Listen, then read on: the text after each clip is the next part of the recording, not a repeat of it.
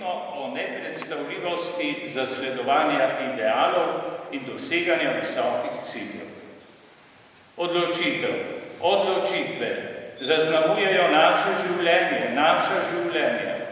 Te so vedno nekaj težkega, v pomenu, da nosijo težo glede prihodnosti, ki je odvisna od pravilnosti odločitev. Pa ne samo zame osebno, za nas tukaj in sedaj, ampak za rodove naprej. Na to razsežnost odločitve danes pozabljamo. Ali če bi rekli pravilneje, naš čas s tem ne daje pravega poudarka.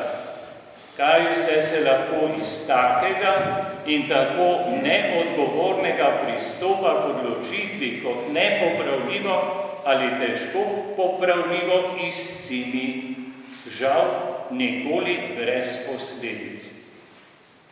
Teža odločitve pa je tudi v tem, da zanjo ni časa na pretek. Potreben je vizionarski pogled, ki v trenutku povzame dogajanje, ki določa smer in način poteka. Taki trenutki so res težki, vsekakor pa življenje z njimi neskoparno. To nam predoča zgodovina, polpretekla in pretekla, tudi zgodovina odrešenja. Človeka lahko definiramo, določamo kot bitje odločitve, kot bitje odločitev svojih in odločitev drugih.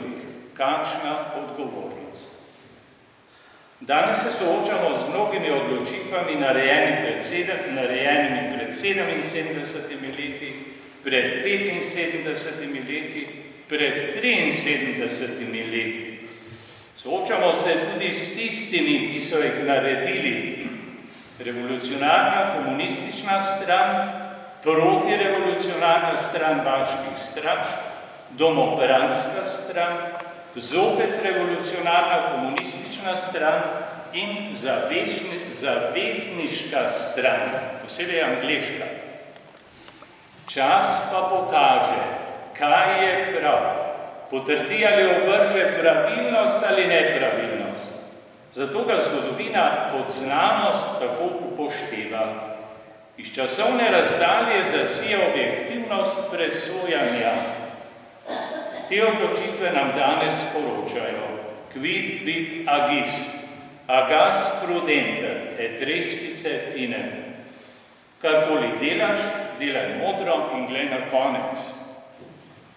Pustimo sedanjost. Dovolimo spominu, da nas popelje v preteklost, čas, ki je klical po odločitvah. Pravilnih, ali kakor ponavadi rečemo, pravih odločitvah.